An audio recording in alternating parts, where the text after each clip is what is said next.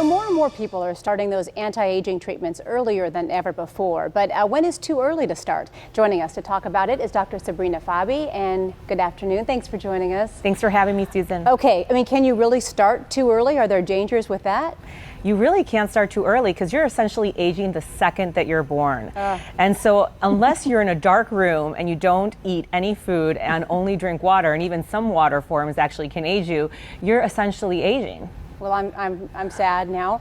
But okay, so what is the best way to select a good skincare regimen that's actually going to make a difference? Right, and so it's good to start anti-aging, which can start with something as basic as a sunblock the second that you're born. Little babies should be protected because all of that UVA and UVB, and now what we're seeing is even visible light and infrared light that we see in the rooms that we have in our offices and hotel rooms, all of those lights can also age us. So a good broad bat spectrum sunblock that protects you against both UVA and UVB, so mineral-based with a little bit of antioxidants, can protect. And that's something you can start with. And then for our teenagers out there, they usually start getting acne. And so it's not such a bad idea for them to also be on some type of retinoid or tretinoin. That helps their acne, but it also is the #1 anti-aging product because it stimulates some collagen production as well. And then overall, we're aging. When we see the aesthetic changes that we see in the face and body because of aging, it's really because we're having bony loss. That bony loss starts at the age of 25. And so that's why more and more we're seeing patients like this who come in complaining of a double chin. Now we actually have treatments for that. Or patients that come in for a chest that's wrinkled because we're losing bone not just in the face, but also all over the body. And that significantly increases with menopause as we see a decrease in estrogen, and we see also with vitamin D deficiency.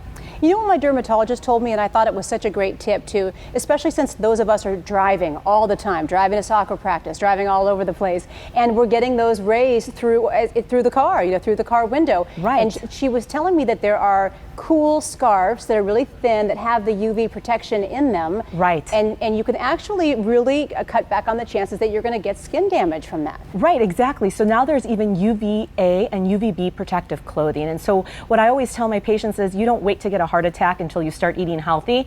Same goes for aging of the skin, anti-aging products on the face or the body. You don't wait until you start to see the signs before you start doing something about it. And more in my practice, and I actually just came back from our big American Academy of Dermatology meeting where this is a very big, topic. When is it too early to start? And really what I tell my patients is if you're starting to see the signs, it's probably already a little too late. Okay, so is there a big difference between those super expensive creams that you see in the store that are so pricey and the ones that you can get at your local, your local drugstore or supermarket? Is there a difference? There is. A lot of the products that you see over the counter sometimes don't necessarily have the studies to support their claims.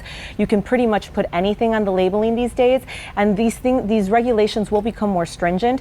I always like to recommend patients go to a board-certified dermatologist, especially those that have medically dispensed products at their offices, because those products usually have some type of evidence to support the claim. Okay, Dr. Sabrina Fabi, thank you so much for your time. Thanks for having me. All right, here's a guy who isn't aging very much, Antonio Gates.